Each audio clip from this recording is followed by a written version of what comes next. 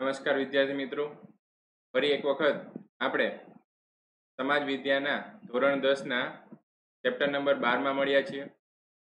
આજે આપણે વાત કરવાની છે કે ભારતના જે સંસાધનો છે, જે આપણે 8મા ચેપ્ટરથી ચર્ચા કરતા આવીએ છીએ કે ભારતના અલગ અલગ સંસાધનો, એમાં આપણે ભૂમિ સંસાધન જે છે એની જે ચર્ચા કરતા હતા. તો આ ભૂમિ સંસાધન જે છે અથવા તો જમીન સંસાધન જે છે એમાંનું મુખ્યત્વે આપણે જોવા જઈએ તો આપણે ખેતી વિશે તો ચર્ચા કરી, કૃષિ સંસાધન વિશે તો ચર્ચા કરી, પણ સાથે સાથે જમીન સંસાધન જે છે એમાં ખનિજ અને શક્તિના સાધનો એટલે કે ખનિજ દ્રવ્યો જે રહેલા છે, જમીનની અંદર જે ખનિજ રહેલા છે એ તથા શક્તિના અલગ અલગ સાધનો, જેની વિશે આપણે વધારે અથવા તો વિશેષ ચર્ચા આપણે આ ચેપ્ટરમાં કરવાની છે. તો આપણે આમાં જો ચર્ચા કરીએ તો અગાઉ પણ આપણે કીધેલું છે કે આદિમાનવ એટલે કે પુરાતન સમય જે છે ત્યારથી જ આપણે જે જમીન જે છે, આવા જમીનના અલગ અલગ સંસાધનો જે છે એની જરૂરિયાત ત્યારથી જ હતી. પરંતુ એ સમયના લોકોને આનો જે ખનિજ દ્રવ્યો જે છે એ ખનિજ દ્રવ્યોનો ઉપયોગ અને એને કઈ જગ્યાએ ઉપયોગ કરી શકાય તથા કેટલા પ્રમાણમાં વાપરી શકાય એના વિશેનો ખ્યાલ નહોતો. માટે એ સમયે આ સંસાધન તરીકે ગણતરી ન કરતા હાલ આપણે એને સંસાધન તરીકે ગણતરી કરીએ છીએ. તો આદિમાનવની જરૂરિયાતો જે છે એ જરૂરિયાતો એટલી હતી નહીં. તેને તો માત્ર જીવન ટકાવી રાખવા માટે કાં તો એ શિકારની પ્રવૃત્તિ કરતો અને કાં તો એ ખેતી કરી અને પોતાનું જીવન છે એ ગુજારતો હતો. પણ ધીમે ધીમે કરતા સમય જતો ગયો અને માણસની જરૂરિયાત જે છે એ જરૂરિયાતમાં પણ વધારો થતો ગયો અને આને જ લીધે તે જમીનમાંથી અલગ અલગ પ્રકારના સંશોધન કરતો ગયો.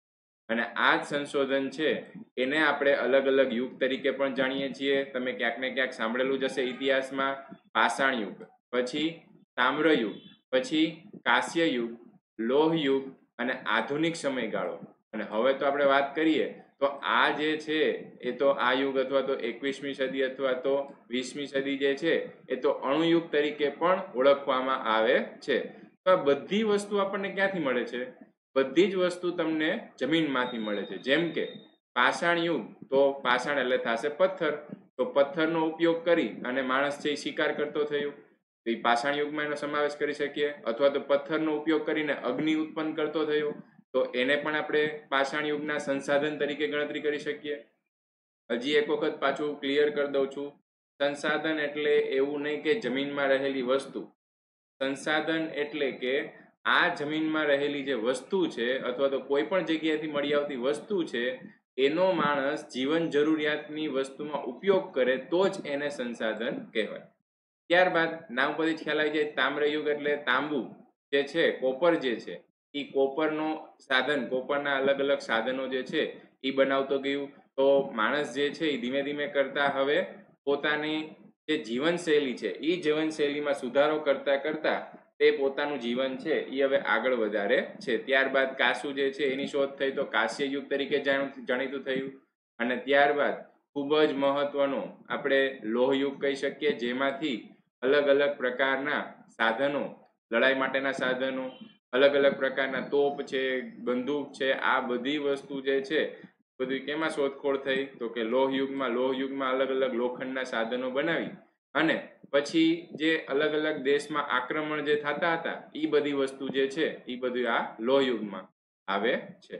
તો આ વસ્તુની વાત કરીએ આપણે કે જમીનમાંથી અલગ અલગ પ્રમાણે જે માણસને વસ્તુની ખબર પડતી ગઈ, જે અલગ અલગ ધાતુની ખબર પડતી ગઈ, એના આધારે આપણે અલગ અલગ યુગમાં એને વિભાજિત કરેલું છે. તો માનવી જે છે એનો ખનિજ સાથે આપણે કહી શકીએ તો ગાઢ સંબંધ છે. અહીંયા આપણે વાત કરીએ કે આર્થિક વિકાસ જે છે એ આર્થિક વિકાસ જો કરવો હોય તો એમાં માટે આ ખનિજ જે છે ખૂબ જ મહત્વની જરૂરિયાત છે. તો એમાં યુએસએ, આપણે વાત કરીએ યુએસએ અને રશિયા ખનિજોના યોગ્ય ઉપયોગને કારણે વિશ્વની મહાસત્તાઓ બન્યા છે. એટલે કે એમની પાસે જે આર્મી છે, એમની પાસે જે મિલિટરી છે, એના જે સાધનો છે એ બધા આ ખનિજને જ આભારી છે. અથવા તો એ જે ખનિજ જે છે એ ખનિજનો યોગ્ય રીતે ઉપયોગ કરી અને પોતે મહાસત્તા જે છે એ સત્તા બન્યા છે. તો ખનિજ જે છે એ આપણી જીવનમાં એટલું જ જરૂરી છે જેટલું ખોરાક તો ખોરાક જરૂરી છે એ પ્રમાણે આપણે ખનિજ જે છે એની ઉપયોગિતા કહી શકીએ. ખોરાક જે છે એ માણસનું પેટ ભરે છે, ત્યારે ખનિજ જે છે એ કોઈ પણ દેશની આર્થિક જરૂરિયાત, આપણે દેશમાં પૈસા હશે, મૂડી હશે તો જ એનો વિકાસ છે યોગ્ય રીતે થઈ શકશે. તો આર્થિક જરૂરિયાત જે છે એ આર્થિક જરૂરિયાત પૂરી પાડવા માટે આ ખનિજ જરૂરી છે. હવે વાત કરીએ આપણે ખનિજ. અત્યાર સુધી કહેતા હતા ખનિજ ખનિજ, પણ ખનિજ શું છે? તો કુદરતી કાર્બનિક અને અકાર્બનિક ક્રિયાઓથી તૈયાર થયેલું અમુક ચોક્કસ રાસાયણિક બંધારણ ધરાવતા પદાર્થને શું કહેવાય છે? ખનિજ કહેવાય છે. તમારે વિજ્ઞાનમાં તો અલગ અલગ ખનિજ વિશેનો અભ્યાસ આવતો જ હશે, અને એમાં તમને એ પણ ખબર છે કે લોખંડ છે, સિલિકોન છે, અલગ અલગ જે ખનિજ દ્રવ્યોના પદાર્થ છે એનું બંધારણ છે એ પણ અલગ અલગ હોય. તેમાં બાહ્ય પરમાણુની સંખ્યા, અણુઓની સંખ્યા એ પણ અલગ અલગ હોય છે. તો આવી બધી અલગ અલગ બંધારણ ધરાવતી વસ્તુ જે છે એ આપણને મળી આવે છે, એને આપણે શું કહીએ છીએ? ખનિજ તરીકે ઓળખીએ છીએ. આપણે આમાં ખનિજ જે છે એનું કેટલા બધા ભાગમાં વર્ગીકરણ કરવાનું છે, અને એમાંથી કેટલા બધા ઉપયોગી ખનિજ જે છે એના વિશે આપણે ભણવાનું પણ છે. તો આપણે ચર્ચા કરીએ કે પૃથ્વીના પેટાળમાં અનંતકાળથી, એટલે કે વર્ષોના વર્ષો સમય પહેલેથી શું થાય છે? તો કે આ ખનિજ બનવાની પ્રક્રિયા જે છે સતત ને સતત ચાલુ છે. પાછું આપણે એમ પણ કહી શકીએ કે ખનિજ જે છે એ ખૂટી જાય એવો ભંડાર છે કે અખૂટ ભંડાર છે. તો આપણે એમ પણ કહી શકીએ કે જો આપણે ખનન પ્રવૃત્તિ દ્વારા અથવા તો જમીનના ખોદકામ દ્વારા સતત ને સતત જો આવા ખનિજો છે એને બહાર કાઢતા રહેશું તો કાળક્રમે શું થશે? તો કે આ ખનિજ જે છે એ ખૂટી જશે. તો આપણે એનો પણ ઉપયોગ જે છે એ મર્યાદિત પ્રમાણમાં કરવો જોઈએ. તો ખનિજ પૃથ્વીના ખડકોમાં જૈવિક અને અજૈવિક, તો અહીંયા વાત કરેલી છે અજૈવિક પ્રક્રિયાના કારણે ચોક્કસ રાસાયણિક અને સમગુણી બંધારણ ધરાવતા વિશિષ્ટ અણુરચના ધરાવતા ઘન, પ્રવાહી કે વાયુ સ્વરૂપના પદાર્થો જે છે એને ખનિજ તરીકે ઓળખવામાં આવે છે. તો આપણે જે આ અજૈવિક પ્રક્રિયા જે છે એ અજૈવિક પ્રક્રિયા અહીંયા એટલે કહીએ છીએ કે જૈવિક પ્રક્રિયા જે છે એ આપણે અગાઉના ચેપ્ટરમાં જોઈ ગયા, કૃષિવાળા ચેપ્ટરમાં. એ વધારે પડતું ખાતરનું એનું નિર્માણ કરતા હતા, અને એ ખાતરનો ઉપયોગ ફરી પાછું જમીન છે એ પોતે કોઈ વનસ્પતિ ઉગાડવામાં કરતા હતા. પણ આપણે જે વાત કરવાની છે એ અજૈવિક પ્રક્રિયાની વાત કરવાની છે. વર્ષોના વર્ષો સુધી ચાલતી આ પ્રક્રિયા છે, અને કેનું નિર્માણ કરે છે? તો એ આવા ખનિજનું નિર્માણ કરે છે. ઉદાહરણ તરીકે આપણે જોઈએ તો લોખંડ છે, મેંગેનીઝ, સોનું, ચાંદી વગેરે જે છે એ ખનિજો કેવા છે? ઘન સ્વરૂપે. પ્રવાહી સ્વરૂપે વાત કરીએ તો પારો, પેટ્રોલિયમ, તથા વાયુ સ્વરૂપે જો વાત કરીએ તો કુદરતી વાયુ. તો આવા બધા ખનિજો છે એ ક્યાં રહેલા છે? પૃથ્વીના પેટાળમાં રહેલા છે. અને આપણે એનો ઉપયોગ રોજબરોજના જીવનમાં, તમે તમારા ઘરની આજુબાજુ ખાલી એક નજર ફેરવો તો અલગ અલગ તમને 15 થી 20 વસ્તુ એવી દેખાશે કે જેમાં તમે ક્યાંક ને ક્યાંક આવા ઘટકો અથવા તો આવા પદાર્થો જે છે એનો તમે ઉપયોગ કરતા હશો. જેમ કે લોખંડ, તાંબુ, જસત, સોનું, ચાંદી વગેરે બધી વસ્તુ તમને જોવા મળે. પછી આપણે પેટ્રોલ પુરાવતા હોય તો આ પેટ્રોલ જે છે એ કેમાંથી બને છે? તો કે પેટ્રોલિયમ પદાર્થોમાંથી બને છે. તો આ પેટ્રોલ પછી ખનિજ, કોલસો, કોઈ પણ જરૂરિયાત જે છે એ આપણે ખનિજમાં એને સમાવેશ કરી શકીએ. કેટલાક ખનિજો છે એ આપણને સીધા મળી આવે છે, એટલે કે પોતાના જે સ્વરૂપમાં મળી આવે એનો આપણે સીધો ઉપયોગ કરી શકીએ, અને કેટલાક જે છે એને આપણે રૂપાંતરિત કરવા પડે. તો આપણે કેટલાક અહીંયા એવા ખનિજ જે છે કે રૂપાંતરિત ખડકોમાંથી મળે છે. તો એવા ક્યાં છે? તો કે સ્લેટ છે, આરસ પહાણ છે, હીરો છે. તો હીરાના ઉદ્યોગમાં તો આપણે સુરતની જો વાત કરીએ તો સુરત મોખરે છે. હું એમ કહું કે હીરાને લીધે જ આખું સુરત જે છે એ ઓળખાય છે, ને ડાયમંડ સિટી પણ કહેવાય છે. તો પૃથ્વીના પેટાળમાંથી મળી આવતા કેટલા બધા એવા ઘટકો છે, એ ઘટકો જો આપણને મળી આવે તો એને લીધે કેટલા બધાને રોજગારી મળે.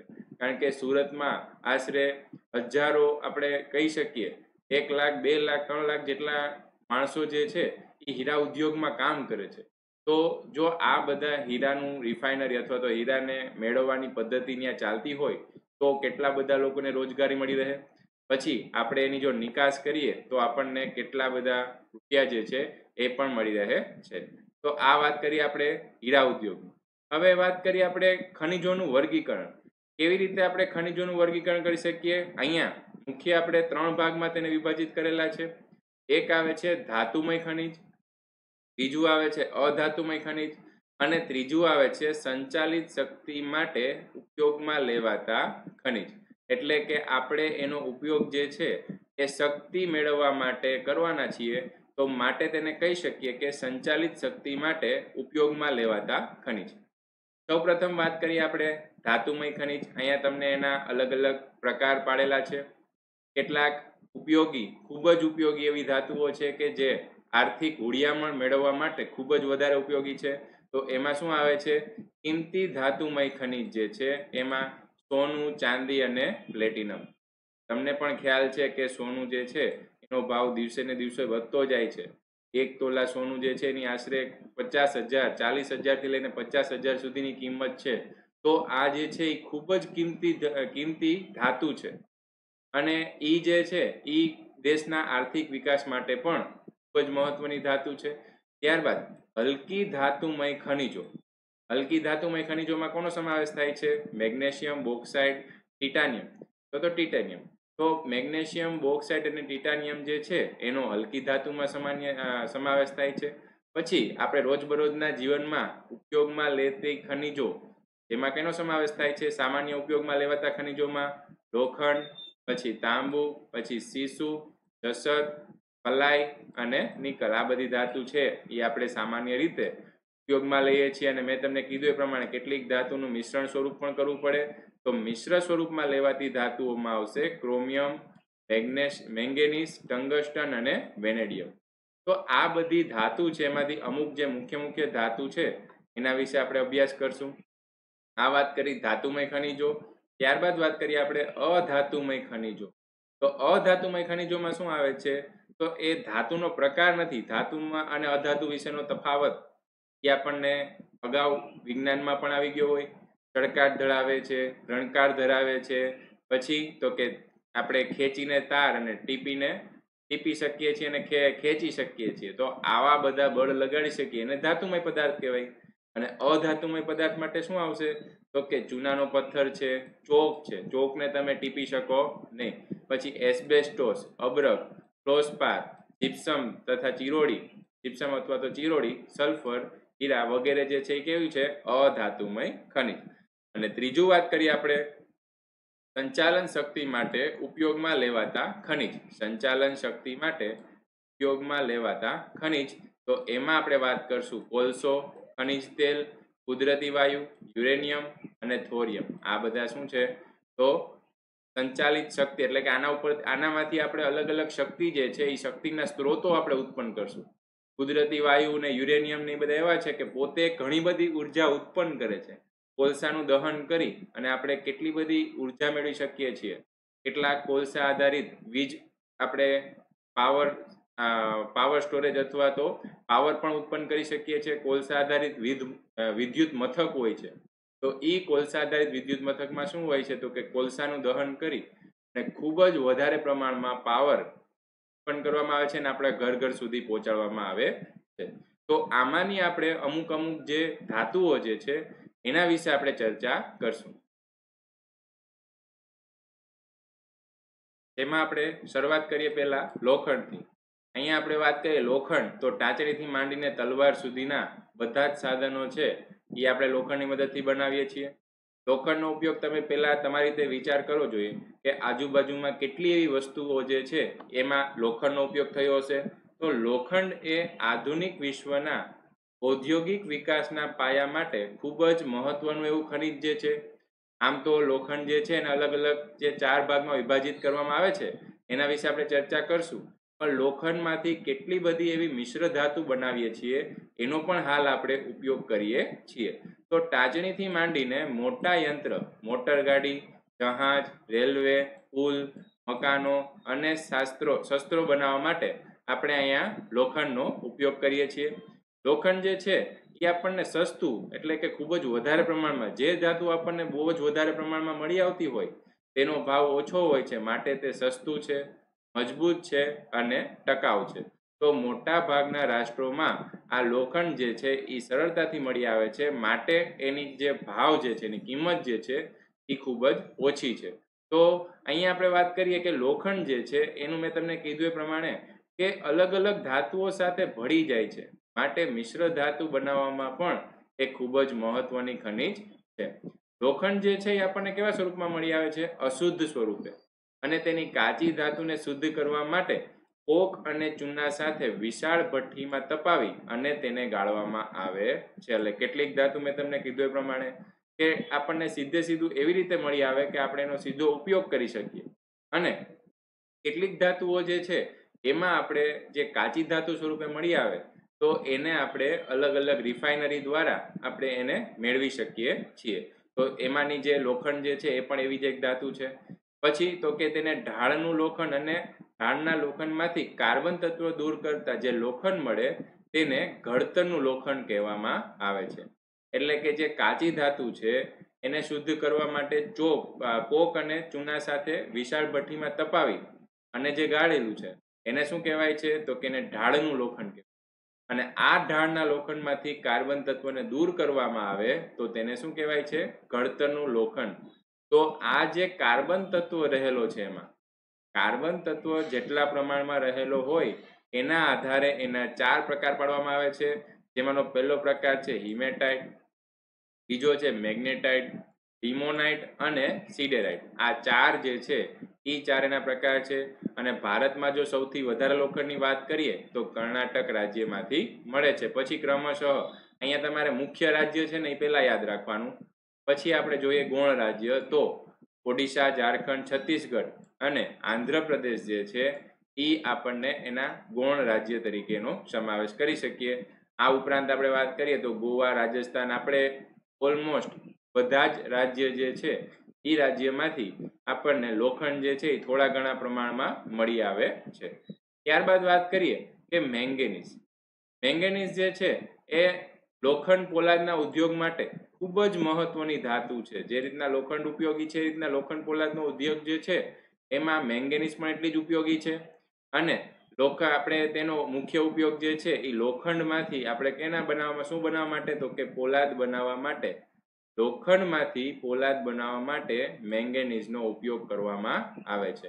અને અન્ય ઉપયોગની જો વાત કરીએ તો રાસાયણિક ઉદ્યોગમાં બ્લીચિંગ પાવડર, પછી કીટનાશક, પછી સૂકી બેટરી, ટાઇલ્સ. અહીંયા આપણે જોવા જઈએ તો આપણી બધી જરૂરિયાત જે છે એ જરૂરિયાતને સંતોષે છે. બ્લીચિંગ પાવડર તમે ક્યાંક ને ક્યાંક બધા ઉપયોગ કરતા જ હોય. કીટનાશકો જે છે ખેતીવાડીમાં પણ વધારે પડતો ઉપયોગ થતો હોય. બેટરીનો ઉપયોગ બધા જ કરે છે. સૂકી બેટરી માટેનો ઉપયોગ થાય છે અને ટાઇલ્સ માટે પણ મેંગેનીઝનો ઉપયોગ થાય છે. પછી તો કે ચામડાના ઉદ્યોગમાં, કાચ ઉદ્યોગમાં, દીવાસળી ઉદ્યોગમાં, ફોટોગ્રાફી, ચિનાઈ માટી વગેરેમાં મેંગેનીઝ જે છે એ મેંગેનીઝનો ઉપયોગ થાય છે. અહીં વાત કરીએ તો મજબૂત લોખંડ જે છે એ મજબૂત ધાતુ તો છે, પણ હજી જો એને મજબૂતાઈ આપવી હોય તો એનામાં મેંગેનીઝ જે છે એનું મિશ્રણથી શું બનાવવામાં આવે છે? પોલાદ. આ પોલાદ બનાવી અને આપણે પાટા બનાવી શકીએ. સળિયાઓમાં સ્થિતિસ્થાપકતા અને મજબૂતાઈ લાવી શકીએ છીએ. એટલે લોખંડ છે એ પોતે પણ મજબૂત ધાતુ છે, પણ એના કરતાં પણ જો આપણે વધારે મજબૂતાઈ મેળવવી હોય તો મેંગેનીઝની મદદથી પોલાદ બનાવવામાં આવે છે. પછી તો કે ક્યાં ક્યાં મળી આવે છે મુખ્યત્વે? તો ઓડિશા, કર્ણાટક, મધ્યપ્રદેશ, મહારાષ્ટ્ર અને ગોવા. આમ તમે જોવા જાઓ તો આપણે જે મધ્ય ભારતની વાત કરીએ એમાં તમારી પાસે મુખ્યત્વે અલગ અલગ 3-4 રાજ્ય આવેલા છે. એક આવે છે મધ્યપ્રદેશ, બીજું આવે છે છત્તીસગઢ અને ત્રીજું આવે છે ઝારખંડ. આ 3 એવા રાજ્ય છે, સાથે સાથે ઓડિશા પણ. આ 3-4 રાજ્ય એવા છે કે ત્યાં ખૂબ જ વધારે પ્રમાણમાં આપણને અલગ અલગ કાચી ધાતુઓ જે છે એ બહુ જ મળી આવે છે. અને અહીંયા કર્ણાટક જે છે, કર્ણાટક તમારે દક્ષિણ ગુજરાતમાં આવશે, દક્ષિણ ભારતમાં આવશે. તો દક્ષિણ ભારતમાં આવેલું કર્ણાટક જે છે એમાંથી પણ મુખ્યત્વે ઘણી બધી ધાતુઓ જે છે એ આપણને મળી આવે છે. ત્યારબાદ વાત કરીએ આપણે કે આ ઉપરાંત આપણે જો અન્ય રાજ્યોની વાત કરીએ તો આંધ્રપ્રદેશ, ઝારખંડ, રાજસ્થાન અને ગુજરાતમાંથી પણ થોડા ઘણા અંશે મેંગેનીઝ મળી આવે છે. પછી વાત કરીએ તાંબુ. તો કોપરનો ઉપયોગ તો આદિકાળથી આપણને ખ્યાલ જ છે કે કોપરના વાસણ બનાવવામાં આવતા હતા, કોપરના સિક્કા બનાવવામાં આવતા હતા. તો આદિકાળથી કોપર અથવા તો તાંબુ જે છે એનો ઉપયોગ કરવામાં આવતો હતો. અને તેના મિશ્રણ થવાના જે ગુણધર્મ જે છે એને કારણે તે વધારે ઉપયોગમાં લેવામાં આવતી કાચી ધાતુ અથવા તો આપણે વધારે ઉપયોગમાં લેવામાં આવતી ધાતુ તરીકે ગણી શકીએ.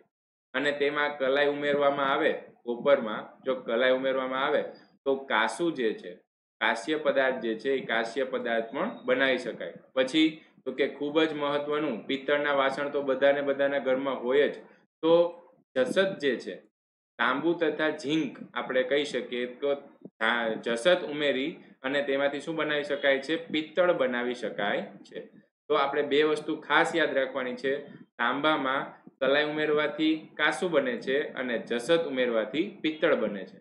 તો આ જે છે બે મહત્વના અલગ અલગ આપણને જે ખનિજ દ્રવ્યો જે છે એ ખનિજ દ્રવ્યોમાંથી આપણે અલગ અલગ સામાન બનાવી શકીએ છીએ. અને મોટા ભાગે આપણે જોવા જઈએ તો તાંબાનો ઉપયોગ જે છે વીજળીના તાર બનાવવા માટે થતા હોય, પછી રેડિયો, ટેલિફોન, પછી ટેલિવિઝન, રેફ્રિજરેટર અને એર કન્ડિશનર વગેરે બનાવવા માટે આપણે તાંબાનો ઉપયોગ કરી શકીએ છીએ. તમને કેવો વિચાર આવે કે આપણે લોખંડ છે એ પણ વાહક છે અને તાંબુ છે એ પણ વાહક છે, તો આપણે તાંબાની જગ્યાએ લોખંડનો ઉપયોગ કરીએ તો ફાયદો ન થાય?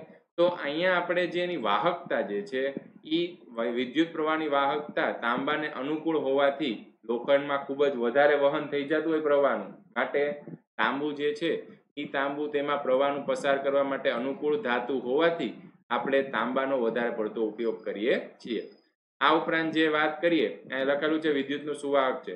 આ ઉપરાંત જંતુનાશક દવાઓ, પછી સ્ફોટક પદાર્થો, રંગીન કાચ, સિક્કા, છાપકામ વગેરેમાં પણ તાંબાનો ઉપયોગ થાય છે.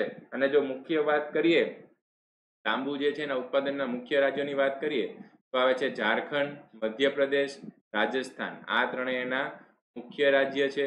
અને ગૌણ રાજ્ય અથવા તો વધારાના રાજ્યની જો વાત કરીએ તો પૂર્વ બાજુ આવેલું સિક્કિમ, દક્ષિણ બાજુ આવેલું આંધ્રપ્રદેશ અને બીજા રાજ્ય કે જેમ કે ઝારખંડ, બિહાર, કર્ણાટક, મહારાષ્ટ્ર, તમિલનાડુ, હિમાચલ પ્રદેશ વગેરેમાંથી તાંબુ મળી આવે છે. ત્યારબાદ વાત કરીએ આપણે બોક્સાઇટ. તો બોક્સાઇટ જે છે એનું નામ આપણે હજી ઓછું સાંભળેલું હોય, પણ આપણે એલ્યુમિનિયમનું નામ તો વધારે પડતું સાંભળેલું હોય. તો બોક્સાઇટ જે છે એ એલ્યુમિનિયમની કાચી ધાતુ છે. એટલે બોક્સાઇટનું રિફાઇનરી કરી અને આપણે એલ્યુમિનિયમ મેળવી શકીએ છીએ. અને એલ્યુમિનિયમની ઉપયોગિતા તો તમને ખ્યાલ જ હશે, એકદમ હલકી એવી ધાતુ છે. આપણે ઘરેથી માંડીને પ્લેનના અમુક સાધનો છે, હલકા સાધનો પ્લેનના તથા મોંઘામાં મોંઘી કારના હલકા સાધનો બનાવવા માટે આપણે એલ્યુમિનિયમની મિશ્ર ધાતુ તરીકે ઉપયોગ કરીએ છીએ. તો આ વાત કરીએ આપણે એલ્યુમિનિયમની કાચી ધાતુ. એલ્યુમિનિયમ જે છે એ બોક્સાઇટની કાચી ધાતુ છે. સૌ પ્રથમ 1821માં ફ્રાન્સના લેક્સ બાક્સ પાસેથી મળી આવી છે. બોક્સાઇટમાંથી એલ્યુમિનિયમ મેળવવામાં આવે છે તો આપણને ખ્યાલ, હમણાં મેં તમને કીધું એ પ્રમાણે તેના વિશિષ્ટ ગુણધર્મને લીધે તેના ઉપયોગ જે છે એ ખૂબ જ વધારે છે. જેમ કે હલકી છે, હલકી હોવાથી આપણે કેટલાક કોરા પદાર્થ બનાવવા માટે, પછી મજબૂત છે, ટકાઉ છે, વિદ્યુતનું કેવું છે સુવાહક છે અને એમાં કાટ પણ લાગતો નથી. એટલે કે કાટ પ્રતિરોધક તરીકે પણ આપણે એલ્યુમિનિયમનો ઉપયોગ કરી શકીએ છીએ. પછી તેને સહેલાઈથી ટીપી શકાય અને ઘરના વપરાશના વાસણો જે છે તથા વિદ્યુતના સાધનો, રંગો અને હવાઈ જહાજ, મેં તમને કીધું એ પ્રમાણે કે ઘરના સામાન્ય સાધનોથી લઈને હવાઈ જહાજ એટલે કે પ્લેનના અલગ અલગ સાધનો બનાવવા માટે પણ એલ્યુમિનિયમનો ઉપયોગ થાય છે. મુખ્યત્વે રાજ્યની વાત કરીએ તો ઓડિશા, છત્તીસગઢ, મહારાષ્ટ્ર, ઝારખંડ અને ગુજરાતમાંથી આપણને બોક્સાઇટ મળી આવે છે. અને કચ્છમાં, ગુજરાતમાં પણ આપણે જો મુખ્ય વાત કરીએ તો કચ્છમાં તથા કચ્છમાં ને અહીંયા ગુજરાતની જો વાત કરીએ તો જામનગર, ભાવનગર, જૂનાગઢ, અમરેલી, સુરત અને સાબરકાંઠા જે છે આવા જિલ્લામાંથી આપણને શું મળી આવે છે તો કે બોક્સાઇટ મળી આવે છે. અહીંયા વાત કરીએ આપણે, આ ખનિજ જે છે એ ડેક્કન ટ્રેપની ભૂસ્તરીય રચનાવાળા પ્રદેશમાંથી મળી આવે છે. ડેક્કન ટ્રેપ એટલે શું તો કે દક્ષિણ ભારત, અહીંયા ભારત જે દેશ જે છે એ ભારત દેશનો દક્ષિણ વાળો જે ભાગ છે, આ દક્ષિણ વાળા ભાગમાં જે આવા ઉચ્ચ પ્રદેશ આવેલા છે એ બધા ડેક્કન ટ્રેપમાં સમાવેશ થાય છે. એમાંથી પણ આપણને આ બોક્સાઇટ મળી આવે છે, જેમાંથી આપણે એલ્યુમિનિયમ મેળવીએ છીએ. ત્યારબાદ વાત કરીએ આપણે અબ્રક, માઇકા. તો અબરખ જે છે એનો વિશ્વમાં ભારત અબરખનું જે ઉત્પાદન અથવા તો અબરખ જે છે એ સૌથી વધારે ભારતમાંથી મળી આવે છે આખા વિશ્વની સરખામણીમાં.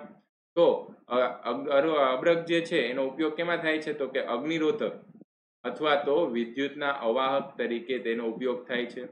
આપણે એમ કહીએ કે વિદ્યુતનું સુવાહક જે છે એ તાંબુ છે, તો બધી જ જગ્યાએ પ્રવાહ પસાર કરવાનો ન હોય, કેટલીક જગ્યાએ આપણે પ્રવાહ પસાર ન થવા દેવો હોય. જેમ કે વિદ્યુત મોટર, જો વિદ્યુત મોટરમાં બધી જ જગ્યાએ પ્રવાહ પસાર થવા લાગશે તો આખી મોટર જે છે એમાં કરંટ ઉત્પન્ન થઈ જશે. તો એમાં સાથે સાથે વિદ્યુતના અવાહક તરીકે આવા અબરખનો ઉપયોગ કરેલો હોય. તો વિદ્યુત મોટરમાં ઉપયોગ થતો હોય તો ડાયનેમોમાં પણ ઉપયોગ થતો હોય. ડાયનેમો એટલે શું થશે? વિદ્યુત મોટરનું ઊંધું. વિદ્યુત મોટરમાં આપણે શું કરીએ તો કે આપણે વોલ્ટેજ આપીએ તો મોટર ફરે છે. ડાયનેમોમાં આપણે મોટર ફેરવીએ તો વોલ્ટેજ મળે છે. તથા રેડિયો, ટેલિફોન, મોટરગાડી, હવાઈ જહાજ વગેરેમાં અબરખનો ઉપયોગ થાય છે. અને આપણને ક્યાંથી મળી આવે છે તો એમાં ભારતમાં આપણે વાત કરીએ તો મુખ્યત્વે બિહાર અને ઝારખંડ, આ બેમાંથી ખૂબ જ આપણને વધારે પ્રમાણમાં અબરખ મળી આવે છે. પછી આંધ્રપ્રદેશ, રાજસ્થાન વગેરેમાંથી મુખ્યત્વે મળી આવે છે. ત્યારબાદ આપણે વાત કરીએ કર્ણાટક, પશ્ચિમ બંગાળ, તમિલનાડુ વગેરેમાંથી પણ અબરખ મળી આવે છે. ભારતમાં જે છે મસ્કોવાઇટ નામના અબરખ જે છે એ અબરખનો વિશાળ જથ્થો મળી આવે છે. તો વન લાઇનર તરીકે આપણે યાદ રાખશું કે ભારતમાં મસ્કોવાઇટ નામનો જે અબરખ જે છે એ સૌથી વધારે પ્રમાણમાં મળી આવે છે. ત્યારબાદ વાત કરીએ આપણે લેડ અથવા તો સીસુ. સીસુ જે છે એની ધાતુને શું કહેવાય છે? એની ધાતુને ગેલેના કહેવાય છે. એકદમ મુલાયમ અને વજનમાં ભારે. મુલાયમ છે પણ વજનમાં કેવી છે? ભારે છે. માટે તેનો વધારે પડતો મિશ્ર ધાતુ બનાવવામાં વીજળીના તાર, પછી રંગ, શસ્ત્રો, કાચ, રબર વગેરે તથા સ્ટોરેજ બેટરીની બનાવટમાં આપણે સીસુનો ઉપયોગ કરીએ છીએ. તમે સીસુ જે છે એનો ઉપયોગ તો તમે વિજ્ઞાનમાં પણ તમે કરો છો. વિજ્ઞાનના એક પાઠ આવે છે કે જેમાં તમારે કોણ કોષ જે છે અથવા તો કોણ બેટરી જે છે એ બેટરીની બનાવટમાં એમાં પણ આપણે લેડ જે છે એ લેડનું દ્રાવણ ભરીએ છીએ. તો આપણે જે સ્ટોરેજ બેટરી કહીએ છીએ, હાલ આપણે તમે જે મોબાઈલ વાપરો છો, લેપટોપ વાપરો છો, તો આ બધાની જે સ્ટોરેજ બેટરી છે એના માટે લેડ જે છે એ ખૂબ જ મહત્વની ધાતુ છે. ભારતમાં જો સીસુની વાત કરીએ તો મોટે ભાગે આપણને રાજસ્થાન, આંધ્રપ્રદેશ અને તમિલનાડુમાંથી મળી આવે છે. તો આવા બધા અલગ અલગ જે ખનિજો છે એ આપણને અલગ અલગ રાજ્યમાંથી મળી આવે છે. તો આપણે ગૌણ રાજ્યને બાદ કરતા જે મુખ્ય રાજ્યોની વાત કરીએ ને, તો તમારે એક પહેલા તો મેપ લેવાનો. આ મેપ લેવાનો ભારતનો, અને એમાં તમારે પહેલા તો બધી જ જે ધાતુ જે છે, આપણે 6 થી 7 જે ધાતુ જે છે એ ક્યાં ક્યાં મુખ્યત્વે મળી આવે છે એને પહેલા તમારે માર્ક કરી રાખવાનું. તો તમારે યાદ રાખવું છે એ સાવ સહેલું બની જશે. તો આ રીતે પણ તમે પ્રેક્ટિસ કરી શકો અને યાદ રાખી શકો. પશ્ચિમ બંગાળ, મધ્યપ્રદેશ અને ઉત્તર પ્રદેશ તથા ઓડિશા, મહારાષ્ટ્ર, મેઘાલય અને સિક્કિમ જેવા રાજ્યોમાંથી પણ આપણને સીસુ જે છે એ મળી આવે છે. અને ત્યારબાદ જો આપણે અંતિમ વાત કરીએ તો ચૂનાનો પથ્થર. આટલી મુખ્ય ધાતુઓ વિશે આપણે ચર્ચા કરશું, પણ આપણે જે બીજી અન્ય ધાતુઓ જે છે એને આપણે નામ સહિત યાદ રાખવાનું છે. ચૂનાનો પથ્થરમાં શું આવે છે તો કે ચૂનાનો પથ્થર તમે સિમેન્ટ જે સાંભળેલું હોય તો સિમેન્ટની બનાવટમાં સૌથી વધારે પ્રમાણમાં ચૂનાના પથ્થરનો ઉપયોગ થાય છે. ત્યારબાદ લોખંડને ગાળવા માટે, રાસાયણિક ઉદ્યોગમાં, સોડા એશ, સાબુ, રંગ રસાયણ, મકાનના બાંધકામમાં વગેરેમાં તથા કાગળ અને ખાંડના શુદ્ધિકરણ માટે ચૂનાના પથ્થરનો ઉપયોગ થાય છે. દેશમાં આપણે જોવા જઈએ તો 70% ચૂનાનું ઉત્પાદન જે છે એ આંધ્રપ્રદેશ, રાજસ્થાન, મધ્યપ્રદેશ, ગુજરાત અને તમિલનાડુ, આપણે આખા દેશમાં જે ચૂનાના પથ્થરનું ઉત્પાદન જે છે એ આ 5 મુખ્યત્વે રાજ્યોમાંથી થાય છે. તથા અન્ય રાજ્યોની જો વાત કરીએ તો અન્ય રાજ્યમાં શું આવશે તો છત્તીસગઢ, કર્ણાટક, મહારાષ્ટ્ર, હિમાચલ પ્રદેશમાં પણ ચૂનાનું ઉત્પાદન થાય છે. અહીંયા ગુજરાતની જ જો વાત કરીએ તો જુનાગઢ, જામનગર, કચ્છ, અમરેલી અને ખેડા જે છે એ એના મુખ્ય ઉત્પાદક તરીકે ગણાય છે. અને બનાસકાંઠા, પછી મહેસાણા, સાબરકાંઠા, પછી પંચમહાલ, વડોદરા, ભરૂચ, નર્મદા, સુરત, એટલે કે આ ઓલમોસ્ટ બધા જ જિલ્લાઓ આવી જાય છે, ઘણા બધા જિલ્લાઓ આવી જાય છે. તો આ બધા જિલ્લામાં ચૂનાના ખડકો જે છે એનું ઉત્પાદન થાય છે અને એ આપણે મેળવવામાં આવે છે. અને આપણે જોવા જઈએ તો જામનગર જિલ્લો જે છે એમાં જે ચૂનાનો પથ્થર મળી આવે છે વિશિષ્ટ પ્રકારનો, એટલે કે જેમાં 97% જેટલું ચૂનાનું તત્વ રહેલું હોય છે. તો આવો વિશિષ્ટ પ્રકારનું આપણને ખૂબ જ વધારે ઉપયોગી એવો ચૂનાનો પથ્થર આપણને જામનગરમાંથી મળી આવે છે. તો આ વાત કરીએ આપણે અલગ અલગ પ્રકારના ખનિજો વિશે. આગળના લેક્ચરમાં આપણે ખનિજો છે એમાંથી કેવા ખનિજો એવા છે કે જેમાંથી આપણે ઉર્જા મેળવી શકીએ એના વિશે આપણે ચર્ચા કરવાની છે. તો હાલ આપણે આટલું રાખીએ છીએ. આભાર.